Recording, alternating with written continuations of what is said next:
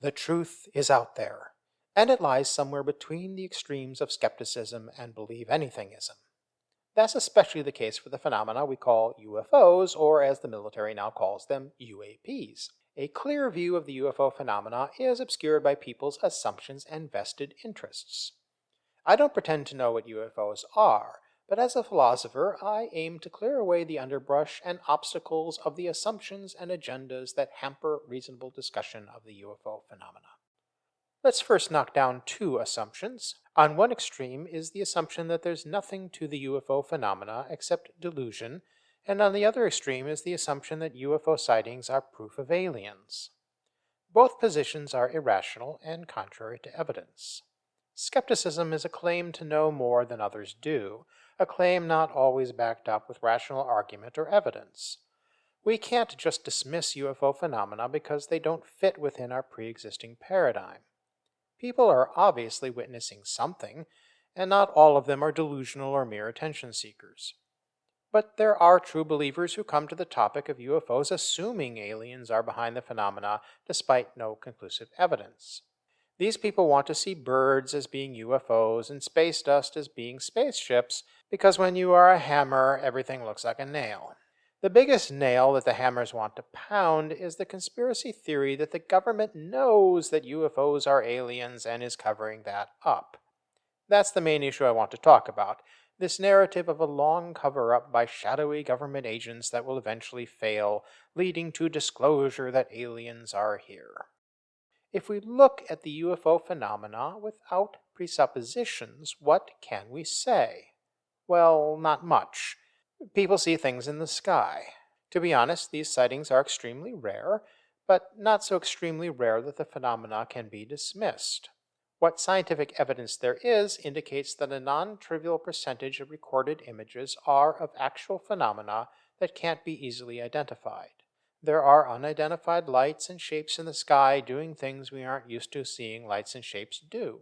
Beyond photos and videos, physical evidence of UFOs, depending on your criteria, amount to next to nothing or nothing.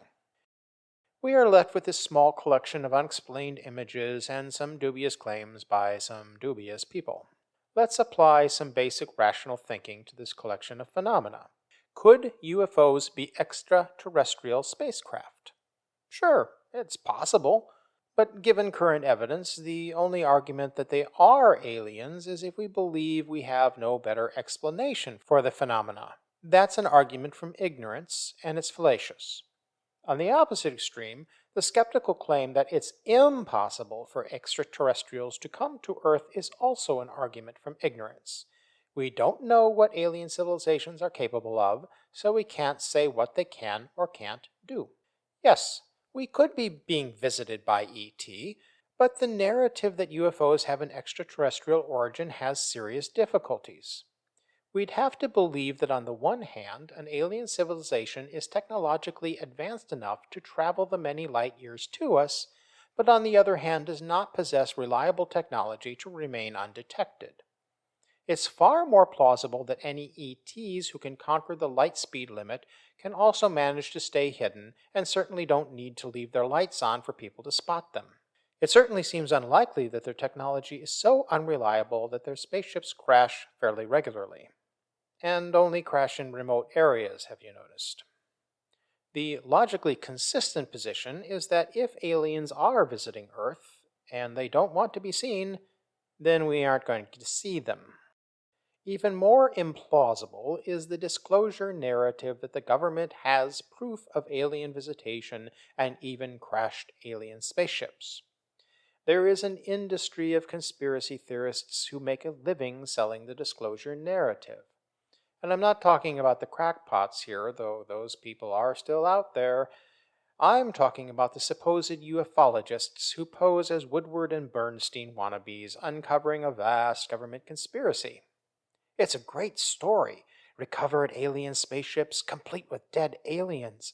Military high muckety-mucks ordering a cover-up. Shadowy figures within the deep state enforcing secrecy, even eliminating those who know too much. Yeah, that'd make a great TV show. Oh wait, it did! But the X-Files was fiction. Those weren't real people, and those weren't real events. But it's typical of how popular culture works, how much ufology's disclosure narrative has incorporated elements of the fictional X-Files grand story arc. Let's apply some basic rational thinking to the disclosure narrative. Does the military and government keep secrets? Yes, they do.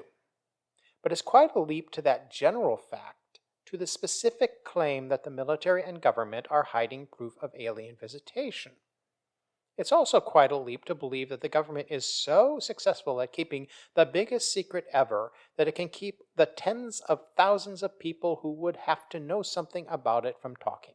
And it's a huge leap to believe that a few ufologists have miraculously cracked the secret, but will tell you all about it for $14.95 plus shipping and handling.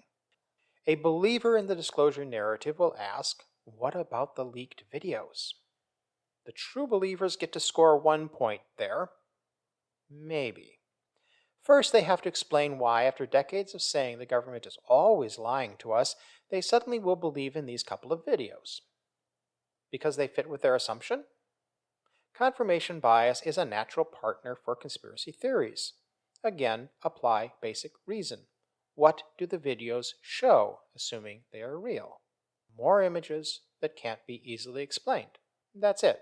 The disclosure narrative is that the government is preparing us for disclosure, slowly releasing information to get us ready for the big reveal of the ET presence. That idea has been around for years. The idea runs afoul of not only being a fallacious argument from ignorance, but from it being an assumption kept alive by nothing but the power of confirmation bias. It's a story like the X-Files was a story, and it's a nail that is constantly pounded by the hammer of conspiracy theory. This is the year of UFO disclosure. Oh, it wasn't? Well, next year will be the year of UFO disclosure.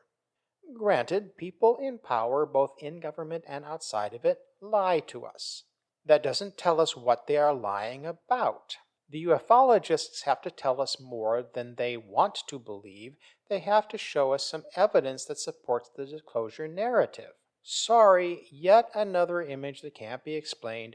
Even the totality of unexplained images doesn't rise to the level of compelling evidence. The people in power who are keeping real secrets about real things are no doubt happy that people are talking about UFOs rather than what those people in power are really up to.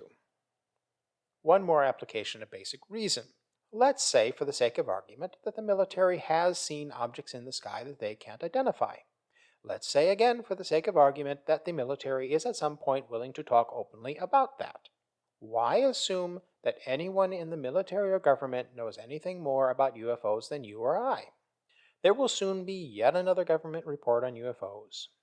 Yes, it will say that there is a small collection of unexplained sightings, but no actual evidence of aliens. The skeptics, their presumption appeased, will say they told you so. The true believers will say it's just part of the cover-up and have some more stuff to talk about on late-night radio shows and UFO conferences, and the disclosure narrative will move to the next round of next year disclosure will come. The true believers will disagree, but there's no tangible evidence of an extraterrestrial presence on our planet. And that's not coming from a skeptic, but from someone who will readily accept any actual evidence. Far more likely is that the extraterrestrials have no reason to visit us, and the odd lights and shapes in the sky are some terrestrial phenomena that we can't explain.